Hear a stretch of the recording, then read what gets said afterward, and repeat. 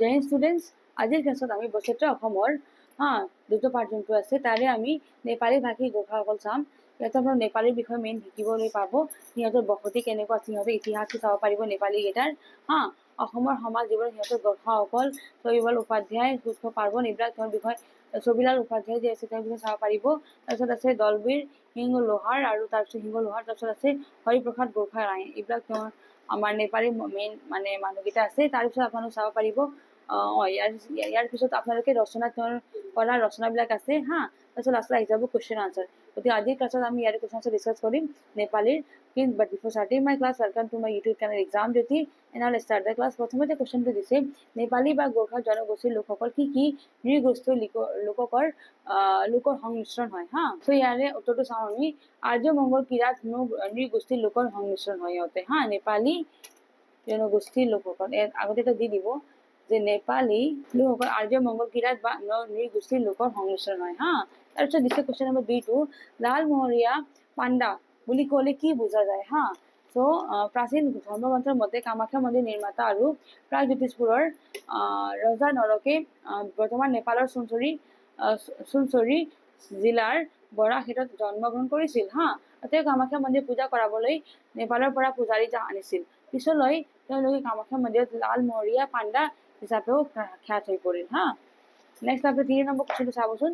অসম প্ৰদেশ কংগ্ৰেছ কমিটিৰ প্ৰথম সভাপতিগৰাকীৰ নাম লিখা চ' আপোনাৰ এইটো কি হ'ব, ছবিলাল উপাধ্যায়। ঠিক আছে, নেক্সট 4 নম্বৰটো চাবচোন।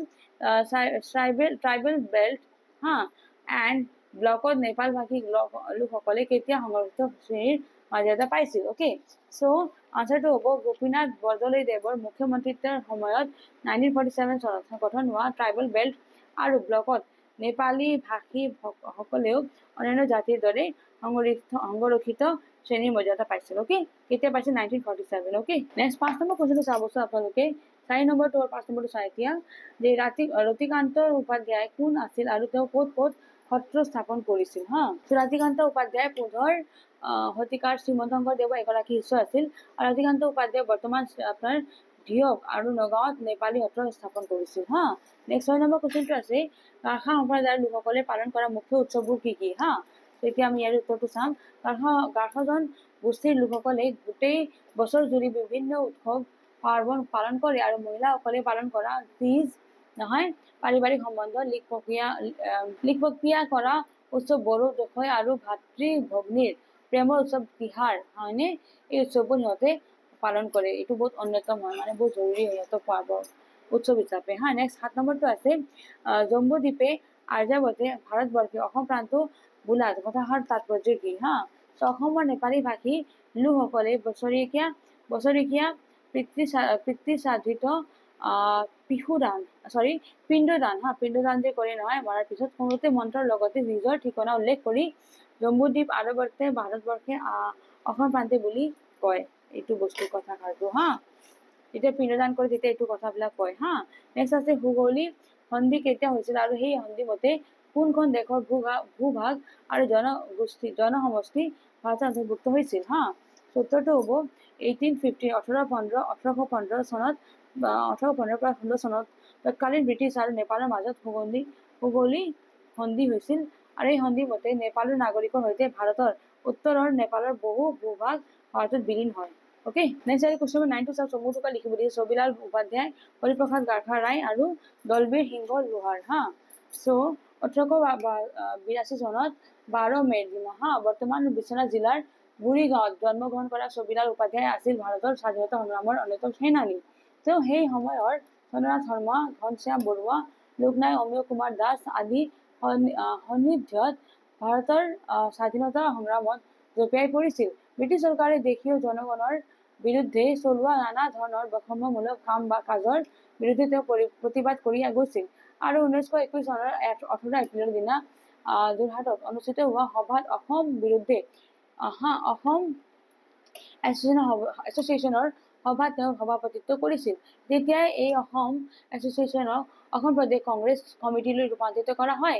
ছবিলাল বাবু অসম প্ৰদেশ কংগ্ৰেছ কমিটিৰ প্ৰথম সভাপতি হিচাপে নিৰ্বাচিত হয় আৰু কংগ্ৰেছত যোগদান কৰাৰ বাবে অধ্যাপক ব্ৰিটিছে গ্ৰেপ্তাৰ কৰে আৰু 1921 চনত যেতিয়া মহাত্মা গান্ধী অসমলৈ আহিছিল তেতিয়া ব্ৰিটিছ অসমৰ কংগ্ৰেছৰ নেতাসকলক স্বাধীনতা আন্দোলনৰ পৰা আঁতৰাই জানিবলৈ নানা প্ৰলোভন দিছিল।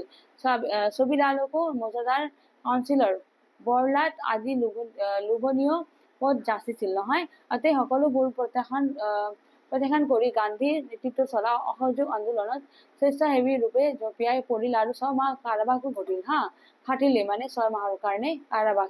জেলৰ পৰা ওলাই আহি তেওঁ বিদেশী বস্তু বৰ্জন কাৰ্যসূচীত সহযোগ কৰিলে আৰু অসমত চি গ্ৰুপৰ অন্তৰ্ভুক্ত কৰা চক্ৰান্তৰ তীব্ৰ বিৰোধিতা কৰা উপাধ্যায়ৰ অখিল ভাৰতীয় গোৰ্খা লীগৰ আহ্বানত তেজপুৰত 30,000 নেপালী ভাষী লোকক সমবেত কৰি জিন্নাৰ এই প্ৰস্তাৱত বিৰুদ্ধে শক্তি প্ৰদৰ্শন কৰে। অ'কে, এইটো হৈছে আপোনাৰ স্বাধীনতা সংগ্ৰামত ছবিলাল উপাধ্যায়ৰ অৱদান। ঠিক আছে, ইয়াৰে আগত যে মই কুৱেশ্যনটো দিছিলোঁ এই মাত্ৰ জাষ্ট 9 নম্বৰটো, এই ছবিলাল উপাধ্যায়ৰ বিষয়ে চমুটিকা আছিল হা, গতিকে চমুটিকা হিচাপে লিখিব। ঠিক আছে, ছবিলালৰ চমুটিকাত নেক্সট মই চাম এতিয়া হৰিপ্ৰসাদ গোৰ্খা ৰায়ৰ বিষয়ে। ঠিক আছে, অসমীয়া আৰু নেপালী উভয় ভাষাতে সাহিত্য ৰচনা কৰা হৰিপ্ৰসাদ ৰায় আছিল গোৰ্খাসকলৰ নমস্য ব্যক্তি হা। 1915 চনত 15 মাৰ্চত নাগালেণ্ডৰ ৰাজধানী কোহিমাত জন্মগ্ৰহণ কৰা হৰিপ্ৰসাদ ৰায়ৰ পিতৃৰ নাম আছিল ধনৰাজ ৰায় আৰু মাতৃৰ নাম আছিল যশোদা ৰায়।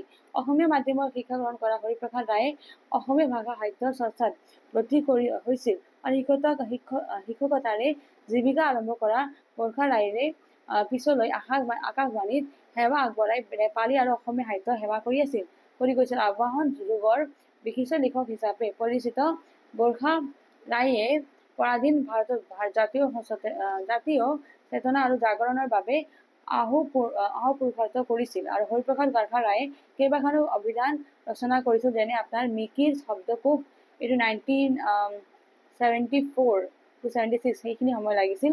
নেক্সট আছে আপোনাৰ কুমেইটাং মুখৰ শব্দকোষ, এইটো আপোনাৰ 1974 পৰা 76 ছেম ইয়েৰে হৈছে দেখোন হয়নে। তাৰপিছত আকৌ মাৰাং শব্দকোষ, এইটো ছেম মানে চবৰে ছেম ইয়েৰ সোমাই দিছে। ঠিক আছে, গতিকে বছৰটো আপোনালোকে ইমান চাই থাকিব নালাগে, জাষ্ট নামটো চাব। মাৰাং শব্দকোষ মেয়ৰী শব্দকোষ, অসমীয়া শব্দকোষ আৰু নেপালী শব্দকোষ। ঠিক আছে, এইটো চাওকচোন আপোনালোকে, এইটো চব আপোনালোকে যিমান দি আছে ৰচনাটো চব 1974 পৰা 76 ভিতৰতে চবতে আছে, গতিকে সেইকাৰণে মই সেনেকে চবৰে 74 পৰা 76 লৈকে দি দিছো হা। আৰু ইয়াৰে পৰি তেওঁ নেপালী ভাষাৰ সৃষ্টি হোৱা পুথিসমূহ হৈছে আপোনাৰ বাবুৰি, এইটো কবিতা সংগ্ৰহ 1974 আছে। 2 নম্বৰটো আছে আপোনাৰ মনচেৰি কবেলি, এইটো কবিতা সংকলন আপোনাৰ 1977ত আছে। আৰু তৃতীয়টো আছে জহা বদনাম হিংস হা, এইটো হৈছে গল্প সংকলন 1948 ইত্যাদি। ঠিক আছে, গতিকে 1974 ইত্যাদি এইবিলাক তেওঁৰ ৰচিত গল্পকেইটা আছে। ঠিক আছে, ধুনীয়াকে এইটো লিখিব, এইটো হৰিপ্ৰসাদ গোৰ্খা ৰায়ৰ বিষয়ে আছে হা। নেক্সট আপোনাৰ দলবীৰ সিংহ লোহাৰৰ বিষয়ে চাম এতিয়া। দলবীৰ সিংহ লোহাৰৰ বিষয়ে চমুটোকাটো চাম হা।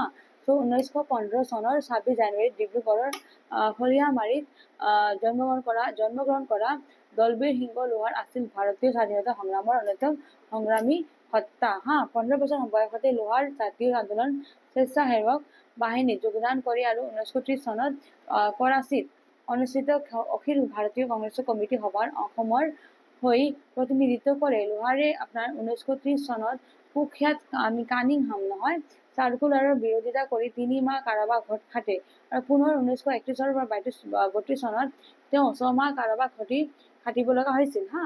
তেওঁ সমাজৰ পৰা অস্পৃশ্যতা দূৰীকৰণত সক্ৰিয় ভূমিকা লৈছিল, সেৱাদল গঠনত আগভাগ লৈছিল।